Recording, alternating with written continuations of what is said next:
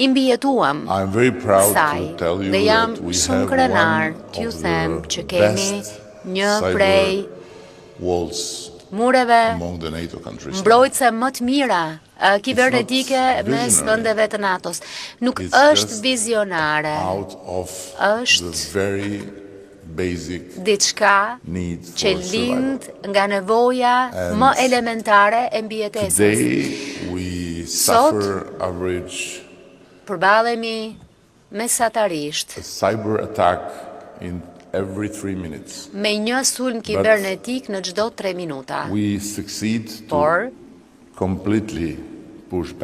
ja dalim t'i smbrapsim tërësisht. Kur bëhet fjalë për sulmet që lën gjurmë,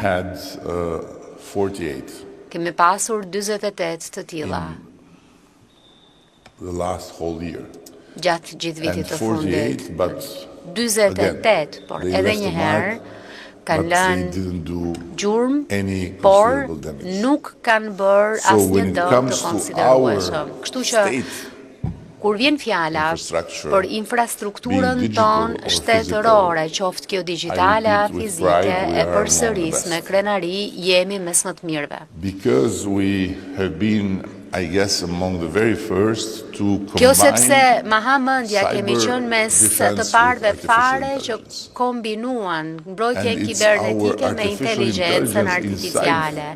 Dhe është inteligjenca jonë artificiale brenda këtij muri mbrojtës kibernetik që bën punën 24 orë në ditë, 7 ditë të javës për të zbuluar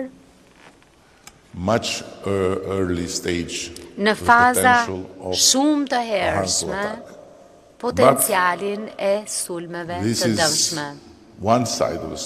Por kjo është vetëm një anë e medaljes, ana tjetër është sektori privat. Na duhet të bëjmë shumë më tepër për ta përfshirë sektorin privat dhe për t'i ndërgjegjësuar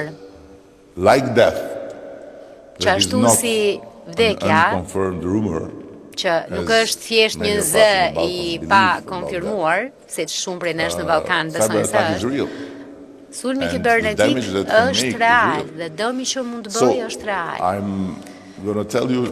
Kështu që mund t'ju them se si kanë ecur gjërat në sektorin financiar me bankat.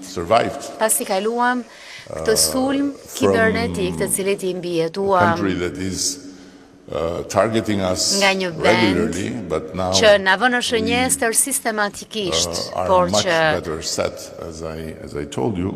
tashmë jemi shumë më të mirë pozicionuar për ta përballuar, ndodhen bankat dhe thanë jemi në shënjestër të aktorëve të mëdhej, jo të një aktori të vogël. Kështu që ju lutem, angazhohuni, ju lutem, investoni, ju lutem, bashkëpunojmë, jemi gati t'ju ofrojmë dijen tonë, t'ju ndihmojmë.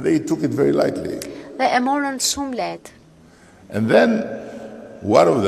Pastaj, një prej tyre u desh të përballej me këtë gjë dhe e kuptoi që ishte vërtet shumë keq vërtet. Tani mund të themi me paksa çlirim që kur vjen fjala për sektorin bankar, niveli mbrojtjes është i lartë, po aq sa është i lartë kur vjen fjala për sektorin energjetik. Por thënë kjo, ka shumë më tepër për t'u bërë.